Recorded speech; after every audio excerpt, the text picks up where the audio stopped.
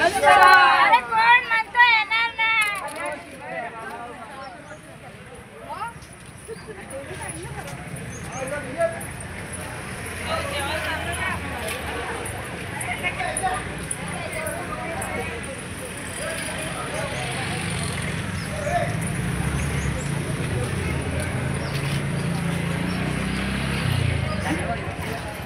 महायुतीचे उमेदवार महेंद्रशेठ थोरवे साहेब यांना प्रचंड बहुमोल मतांनी विजय करा।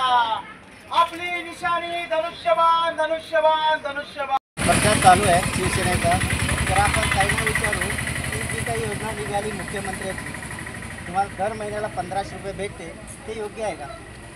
योग्य आहे। गोरगरिबांसाठी तर खूप योग्य आहे, कारण विरोधक जे प्रचार करतात ही शासनाची योजना आहे, पण शासन कोणाचं आहे, सरकार कोणाचं आहे? ज्या सरकार आजपर्यंत खूप मुख्यमंत्री होते, पण अनेक मुख्यमंत्री अशी योजना अंमलात आणलीच नाही। म्हणजे आज महाराष्ट्राचे लाडके मुख्यमंत्री आदरणीय एकनाथजी शिंदे साहेब आहेत, यांनी लाडकी बहीण योजना आणली, एक लाडकी आणली, अन्नपूर्णा योजना आणली, वयोवृद्ध योजना, अशा अनेक योजना या मुख्यमंत्र्यांनी राबवल्या। त्यामुळे माझी सर्व महिला आघाडी, माझ्या महाराष्ट्रातल्या सगळ्या महिला या निर्णयावर खुश आहेत। तुम्हाला आता मुख्यमंत्र्यांनी आणखीन वाढवून देण्याचा प्रयत्न केला, 3000 रुपये, हे तुम्हाला कळालं का? हो, सर्व महिलांना मला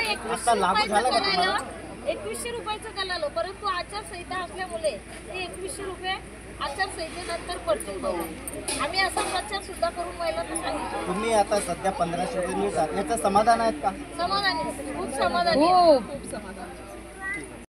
धनुष्यबाण, लाडक्या बहिणींची निशाणी धनुष्यबाण, आवाज कोणाचा? शिवसेनेचा, ताकद कोणाची? शिवसेनेची। महेंद्रशेठ आगे बढ़ो, हम तुम्हारे साथ हैं, महेंद्रशेठ आगे बढ़ो, हम तुम्हारे साथ हैं।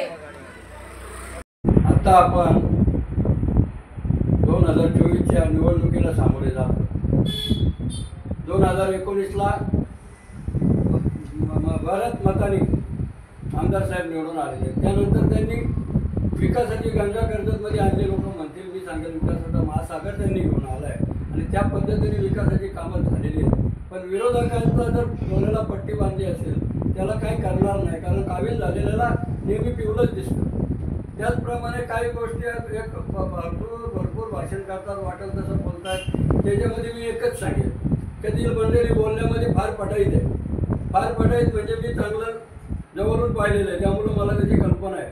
पण बोलणाऱ्यांची आंबट बोरे संपतात, पण ती नंतर घरी गेल्यानंतर फेकून द्यावी लागतात।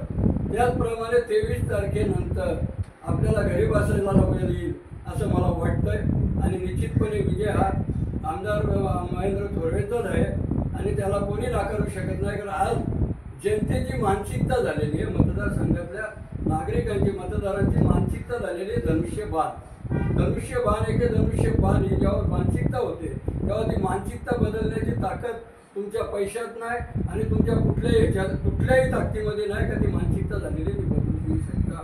त्यामुळे महेंद्र थोरवे निवडून येणं ही फार मोठी गोष्ट नाही, पण आम्हाला माहीत आहे आमचा विजय आजच पक्का आहे, नक्की झालेला आहे। उमेदवार 2 आहेत, एका उमेदवाराला आज सांगायला लागतंय का बाबा मी हे करील, ते करील, ते करील।